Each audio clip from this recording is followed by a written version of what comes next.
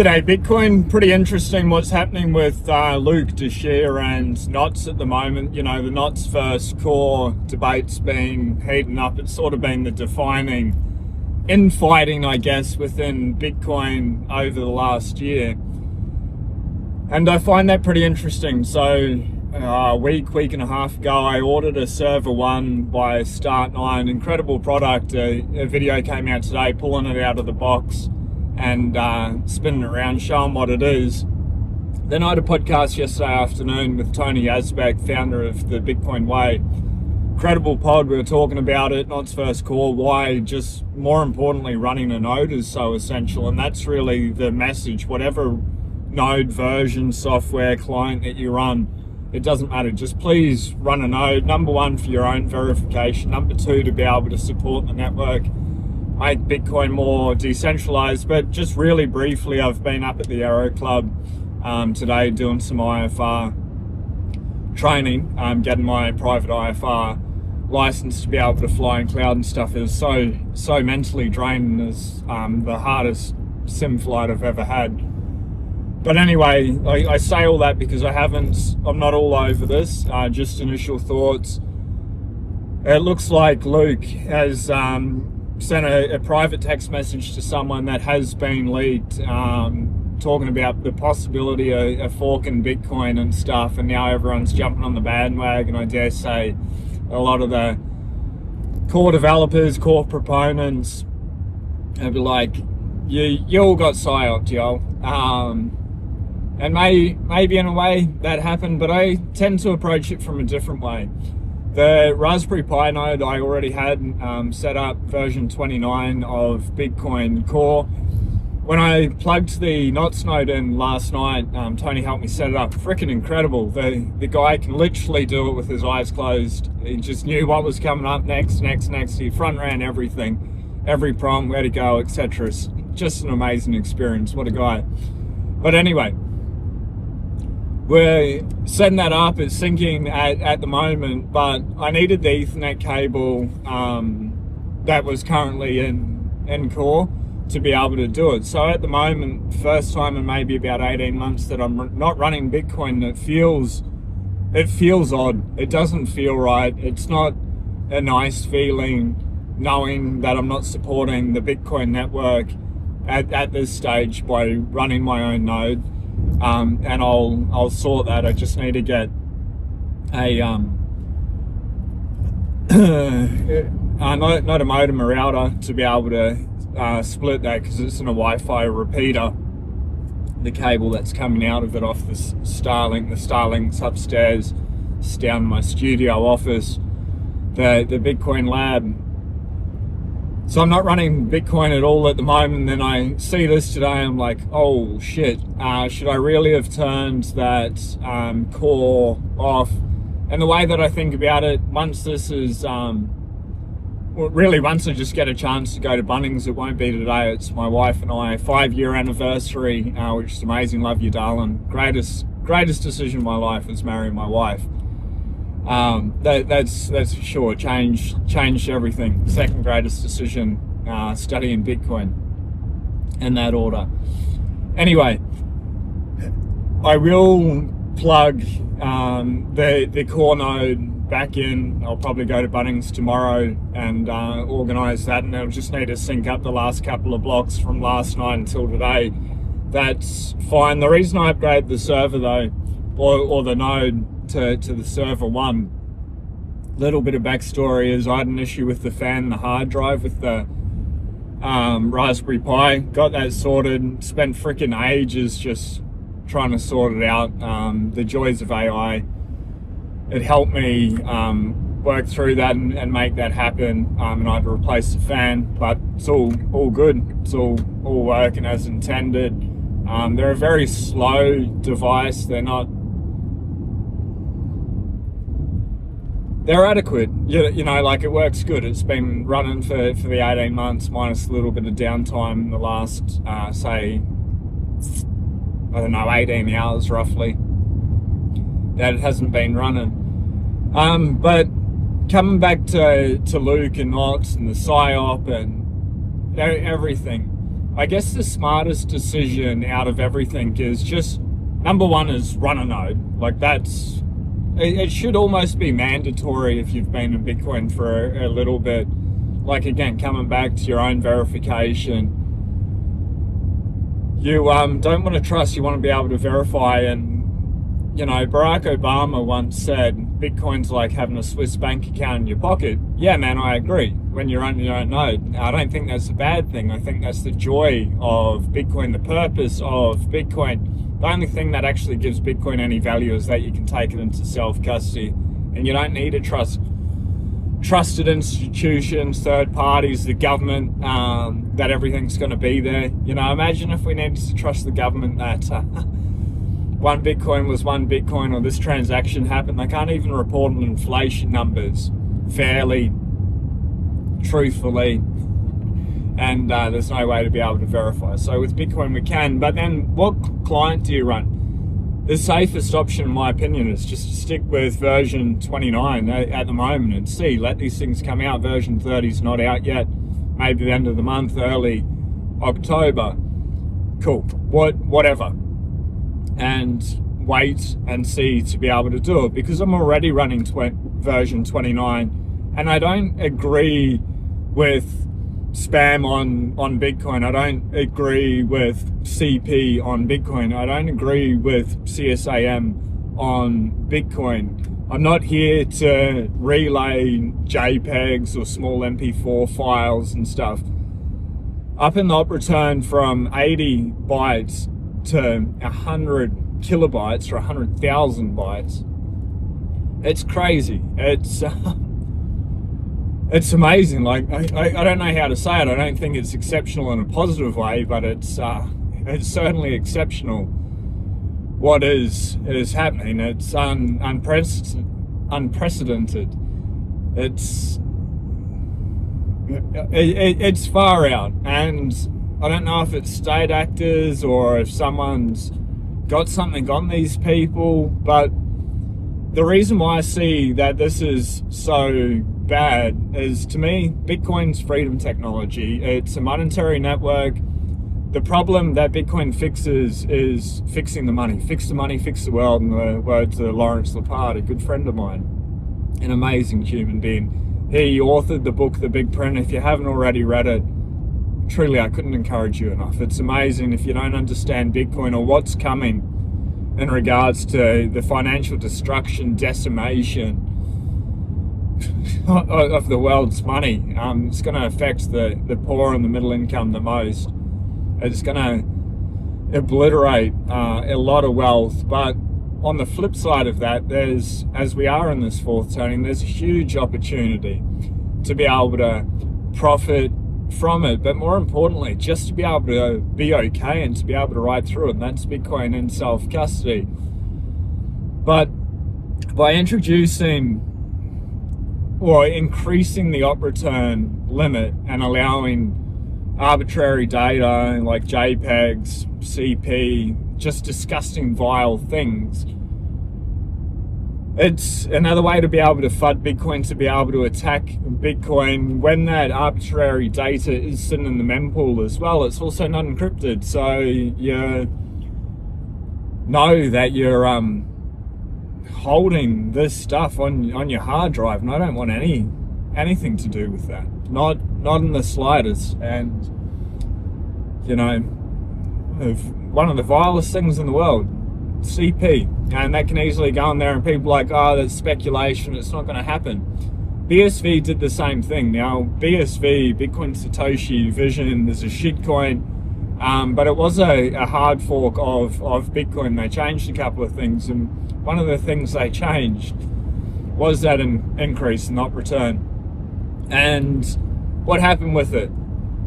Got filled with CP, CSAM, just arbitrary data, not related to money. And so it's a pretty good indication if it happened there. The software or the code's predominantly or fairly close to being similar, and they made a very similar, if not the same, change, and the outcome was all that crap on that chain. It's pretty bloody likely. So when it comes to Luke and this hard fork and stuff, I read through the text message, and I don't really believe that's what he was implying, more that, like, it's just an option, cause gone totally out of control, you know, people talking back and forth.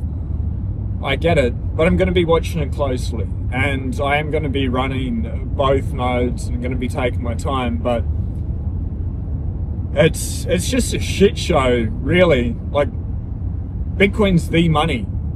It's the problem it's solving. It's given freedom back to people that wouldn't have been able to obtain it before. You know, I was searching for freedom, trying to break out of the matrix since I was 14 when I had my first job. I knew to have any personal power, to be able to take agency over my own life, to be responsible for the outcome, the course of my life, I needed money to be able to do that. At that stage, 14, I didn't realize that what I thought was money is fiat currency and that it was broken.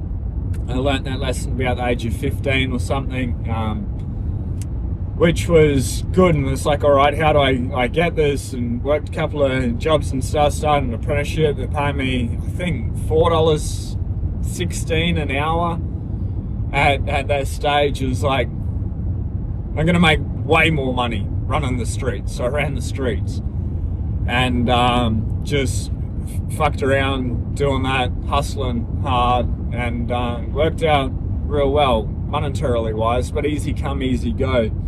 And being based on fiat and being, I guess, fairly unethical, pushing products with huge demand and a semi-watt limited supply, it was easy to be able to, you know, stack some cash and stuff, but what do you do with it? There's not really a whole lot of possibility open, and again, like, easy come, easy go. You'd spend it as quick as it came in most of the time, or it'd go up in smoke. So then I got back into the workforce and did a couple of things. Worked out on the cruise boats for 7 years. I was out on the Great Barrier Reef, whether on cruise boats or the location manager for Seabob, these underwater jet skis. While I was working the job, I'd always have one or two side hustles going on as well to be able to supplement my income, to be able to learn business skills, to be able to create a business while I was still learning. I'd do it after hours, every free moment, you know.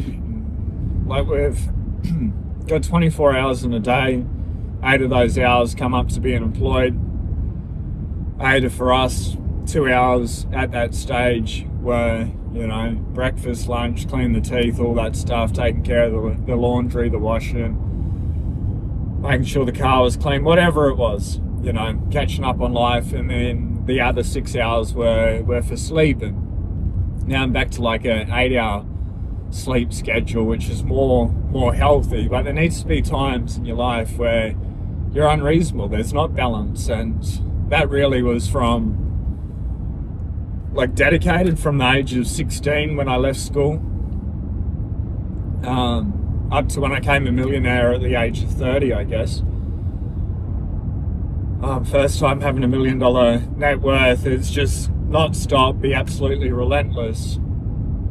And it was, Bitcoin was that unlock that changed everything, that accelerated everything. And it's because there's the money and set rules, no rulers. And now you've got people like Core acting like rulers and trying to change the set rules. And the joys of Bitcoin is we can take 100% self-responsibility for the node that we run, or the node client that we run, how we interact with the Bitcoin blockchain, the network, the community also. So I have chosen to go with knots with the new node, and it's syncing now. And I don't think really Luke's intention is to hard fork Bitcoin. I didn't get that from those text messages. I think it's just more a conversation, a bit of back and forth. Again, being up at the Arrow Club, haven't dived into it too deep, but I guess my takeaway, what I will be doing is continuing to sync knots. I'll be using knots. Predominantly, I will have version 29 core running in the background, just TikTok, next block, stacking those blocks up. Supporting the network from both sides, maybe taking a little bit of the Jack Dorsey approach. He's funding both knots and core, and the intention that just Bitcoin wins at the end. That's what's important. Without Bitcoin, like imagine all of us, if we knew what we knew about the world, incoming digital IDs in Australia, like Anthony Albanese, my God, what he was saying at the UN about digital IDs, now the EU or the UK, being like, Australia's amazing, yeah, we're going to do this as well, sure they're going to come to Canada next. It's sort of these three that are following each other. I don't know who's pulling the strings for all of us, but whatever, it needs to start somewhere. Once we get digital IDs, then it's CBDCs, and then it's total tyranny. They're making it harder and harder for people to move out of the country. The taxes, they're getting desperate with absolutely everything. The political fight, left versus right, you know, there's just separation of human beings. It disturbs me to my very core. Yes, there's the far left and there's the far right, but the majority of people, everyone that I interact with, whether they're on the left or the right, are pretty like much in the middle and agree on a lot more than what they're led to believe. And that's, but it just feels like everyone's so divided because of the media and everything. But I can see, if we just stay on fiat, if we just keep going down this path, it's not going to get any better. And I think a lot of people are going to feel that, or can relate if you've been in Bitcoin for a couple of years. If you have, let us know in the comments below. Like, what is Bitcoin to you? Is it money? Is it freedom money? Is it just a store of value? Maybe it's just an investment. Maybe you are in support of having this arbitrary data on there and it's just a free-for-all, and as long as they pay the fee and it's a valid transaction, let the free market decide. At this stage, there is no right or wrong. It's just opening up the discussion, talking about it. These are my own beliefs, but I don't want to be pushing CP around, you know, and there's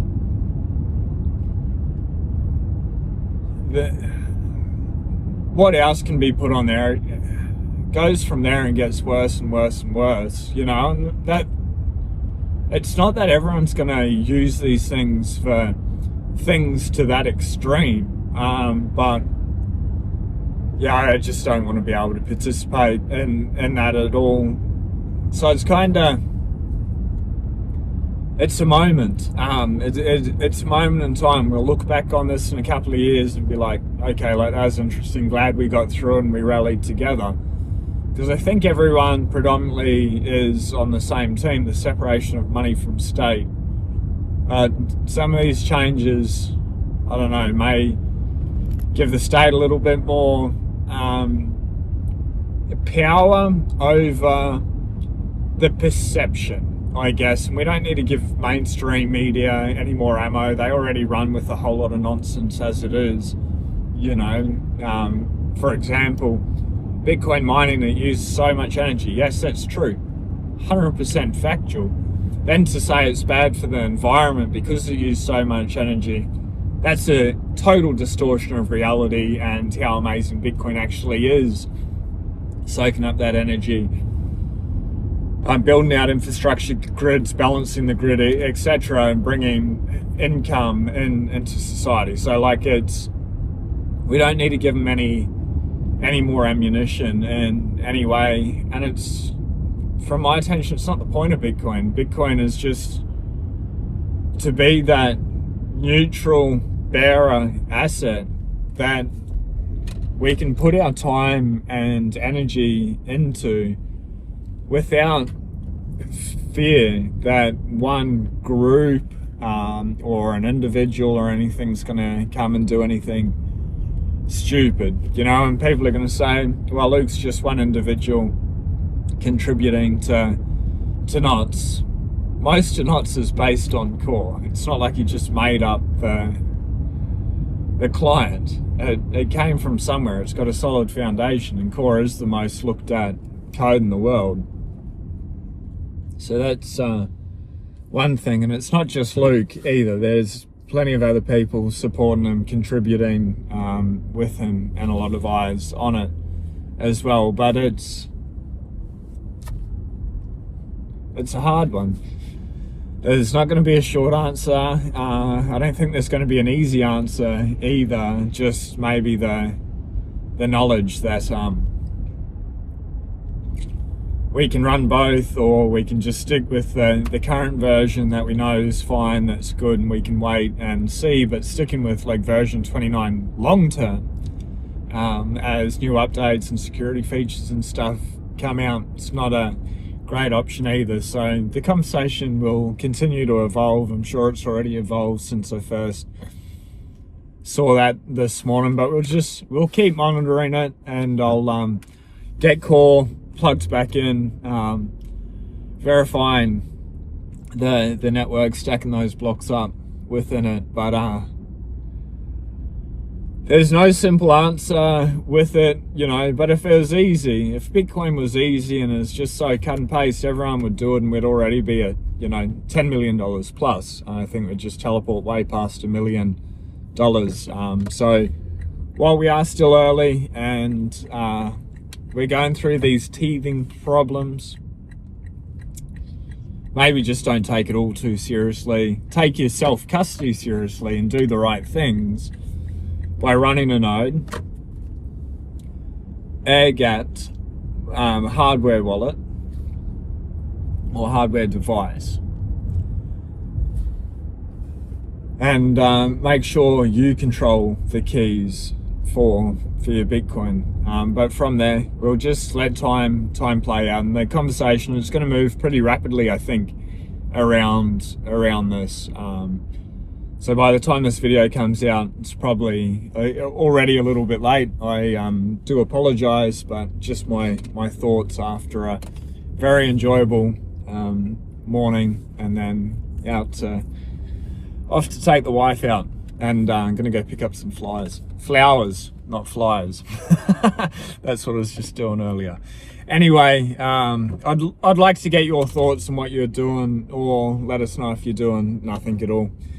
On that note, please do something nice for yourself today. For somebody else out there, be blessed. Peace.